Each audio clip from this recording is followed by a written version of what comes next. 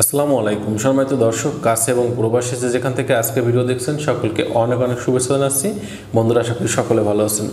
আপনারা অনেকেই জানতে চেয়েছেন মহিলাদের যৌন সমস্যা, এটা হওয়ার কারণ কি এবং এর সমাধান কি।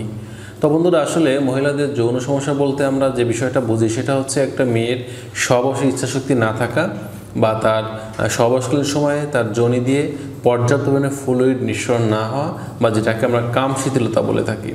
তো এই সমস্যা যখন একজন মেয়ের হয় তখন তার আসলে স্বামীর সাথে সহবাসী ইচ্ছাশক্তিটা টোটালি হারিয়ে যায় এবং নিজে যেমন তৃপ্তি হতে পারে না, তার হাজব্যান্ড কিন্তু স্যাটিসফাইড সে করতে পারে না। তো আসলে কেন সমস্যা হয় আমরা মূল আলোচনায় চলে যাব। তো মূল বিষয়টা হচ্ছে একটা মেয়ের এই সমস্যা হয় দুটি কারণে। প্রথম নম্বর কারণটা হচ্ছে তার শারীরিক কিছু ত্রুটি কারণে, আর দ্বিতীয় নম্বর বিষয়টি থাকে মানসিক কারণে।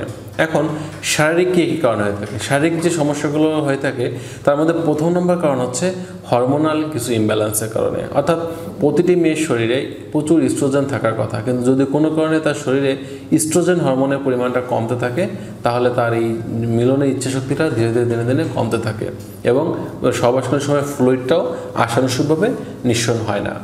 আর দ্বিতীয় নম্বর বিষয়টা থাকে যদি তার এই টেস্টোস্টেরন যে হরমোন লেভেলটা আছে এটা দিনে দিনে ধীরে ধীরে কমতে থাকে তাহলেও কিন্তু সেই মেয়েটির বা সেই মহিলার যৌন মিলন ইচ্ছাশক্তি দিনে দিনে ধীরে কমতে থাকবে। এছাড়া দ্বিতীয় নম্বর যে কারণটা আসলে এসে দাঁড়ায় সেটা হচ্ছে যদি এমনটা হয় যে সে কোনো নির্দিষ্ট সময় ধরে বা দীর্ঘদিন যাবৎ কোনো মেয়েলি রোগে ভোগে। মেয়েলি রোগ বলতে আমরা কি বুঝবো এখানে, মেয়েদের প্রথম নম্বর যে মেয়েলি রোগটা হয়ে থাকে সেটা হচ্ছে যদি তার দেখা যাচ্ছে যে দীর্ঘদিন যাবৎ লিউকোরিয়া বা সাদা স্রাব বলি আমরা যেটাকে, এরা অত্যাধিক মাত্রায় যদি যেতে থাকে এবং এটা দীর্ঘদিন যাওয়ার কারণে যদি তার যৌনাঙ্গে চুলকানি বা ইচিং হয়ে যায়, প্রস্রাবে জ্বালা পোড়া হয় এবং সহবাসকালীন সময় অস্বস্তি বোধ করে থাকেন, তাহলে কিন্তু তার পর্যাপ্ত পরিমাণে মিলন ইচ্ছাশক্তিটা থাকে না, এটা হারিয়ে যায়, যার ফলে সে কিন্তু দিনে দিনে ধীরে ধীরে এই মিলনের প্রতি অনীহার সৃষ্টি হয়।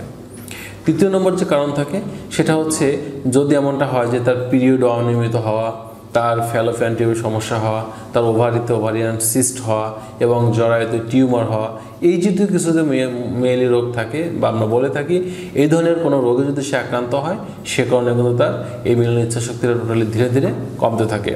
আরেকটা বিষয় হচ্ছে অনেক মেয়েদেরই আছে দেখা যায় তারা বিভিন্ন প্রকার বড় বড় জটিল রোগে ভুগে থাকেন, যেমন শ্বাসকষ্ট, হাঁপানি, এই জাতীয় রোগে যারা ভুগতেছেন তাদেরও কিন্তু ইচ্ছাশক্তিটা সঠিকভাবে থাকে না।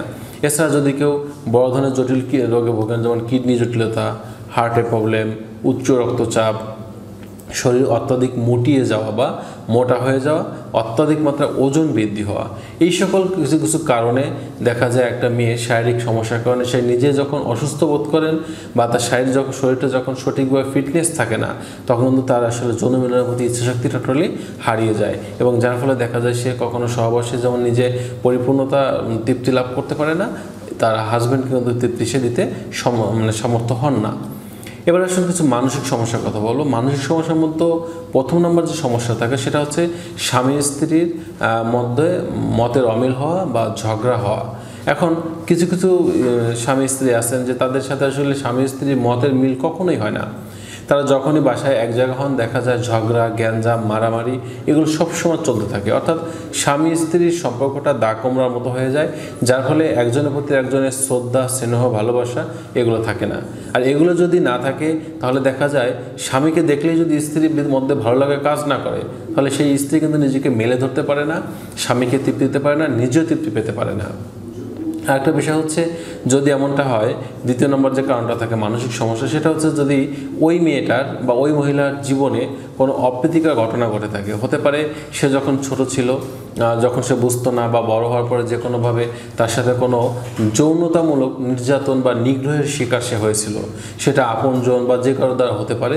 এই সকল বিষয়ে একবার শিকার হলে সেই মেয়েটি সারা জীবনে পুরুষদের কখনো আর স্বাভাবিকভাবে মেনে নিতে পারে না। তার কাছে মনে হয় প্রতিটা পুরুষ হায়নার মতো বা যে কোনো পশু শ্রেণী হতে পারে।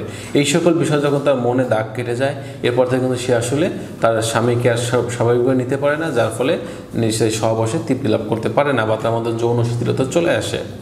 তৃতীয় নম্বর যে বিষয়টা থাকে সেটা হচ্ছে যদি এমনটা হয় যে সে এমন কোনো মুসলিম ফ্যামিলিতে বা এমন কোনো কনজারভেটিভ ফ্যামিলিতে সে বড় হয়েছে, যে ফ্যামিলিতে শুধু তাকে এটাই বোঝানো হয়েছে যে পুরুষরা ভালো না, পুরুষদের থেকে দূরে থাকতে হবে, পুরুষের কাছে থাকলে বিভিন্ন সমস্যা হতে পারে, অর্থাৎ সকল প্রকার নেগেটিভ বিষয়গুলা তাকে বোঝানো হয়েছে, তার মাথায় এটা ঢোকানো হয়েছে, যার ফলে পুরুষের প্রতি নেগেটিভ চিন্তা থেকেও কিন্তু একটা পর্যায়ে দেখা যায় সহবাস করার মতো যে ভালো লাগা এটা তার মধ্যে থাকে না, তার মধ্যে আতঙ্ক ভয় এগুলো থাকে, যার ফলে সে কী হয়, স্বামীকে পরিপূর্ণ তৃপ্তি দিতে পারে না, নিজেও এটা পাওয়া সম্ভব হয় না। 4 নম্বর যে সমস্যা থাকে সেটা যদি মেয়েটি চাকরিজীবী হয় বা কর্মজীবী হয়। কর্মজীবী মেয়েরা স্বাভাবিকভাবেই দেখা যায় তারা হয়তো বাড়ির বাইরে থাকতে হয়, যার ফলে তাদের কাজের যে একটা দৈহিক পরিশ্রম, এই পরিশ্রমের কারণে তারা আসলে যেমন নিজেরা ঝিমিয়ে পড়ে, ঠিক তেমনই যেখানে সে চাকরি করতেছে কর্মক্ষেত্রে তার প্রচুর মানসিক একটা প্রেশার থাকে। সেই মানসিক প্রেশারের কারণে দেখা যায় তাদের আসলে মিলনের ইচ্ছাশক্তিটা থাকে না, ধীরে ধীরে কমে যায়। 5 নম্বর যে কারণ থাকে সেটা হচ্ছে যে স্বামী তাকে পর্যাপ্ত সময় না দেয় অথবা তার থেকে দীর্ঘদিন যাবৎ দূরে থাকে। তাহলে কি হয়, একটা পর্যায়ে দেখা যায় এই সহবাস কন্টিনিউ করতে না পারার কারণে একটা পর্যায়ে সহবাস করার মধ্যে যে ইচ্ছাশক্তি ভালো লাগা এটা তার মধ্যে থেকে আসলে দূর হয়ে যায়, যার ফলে সে কিন্তু পরবর্তীতে দীর্ঘদিন পর স্বামীর সাথে মিলন করতে গেলে আর আগের মতো ভালো লাগাটা খুঁজে পায় না এবং তার কাছে একটা অসহ্য একটা বিরক্তিকর অবস্থা মনে হয়। তো বন্ধুরা, এই সকল কারণে দেখা যায় এই দুইটি কারণ মূলত শারীরিক এবং মানসিক কারণে একটা মেয়ের মধ্যে কাম শিথিলতা বা যৌন দুর্বলতা দেখা দিয়ে থাকে। এবার আসুন, যদি সমস্যা হয় আপনার করণীয় কী বা সমাধান কী। প্রথমত সমাধান খুঁজতে গেলে আপনাদের যে কাজটা করতে হবে সেটা হচ্ছে আসলে আপনি কোন ধরনের সমস্যা ভুগতেছেন। আপনি কি শারীরিক কোনো প্রবলেমের জন্য এটা হচ্ছে না মানসিক প্রবলেমের জন্য হচ্ছে, এবং শারীরিক কারণ হলে কোন কারণে হচ্ছে বা মানসিক প্রবলেম হলে কোন মানসিক কারণে এটা হচ্ছে, এটাকে নির্ণয় করতে হবে এবং সঠিকভাবে নির্ণয় করে আপনি সঠিক ডাক্তারের কাছে যান, সেক্ষেত্রে কিন্তু সঠিক সমাধানটা পেয়ে যাবেন।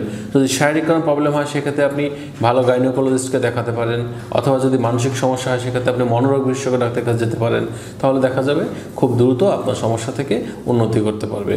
তো বন্ধুরা, এই ছিল আজকে বিষয়। ভিডিওটি যদি ভালো লাগে আমার চ্যানেলের সাথেই থাকবেন। সকল সুস্থ সুন্দর জীবন কামনা করছি। আল্লাহ হাফেজ।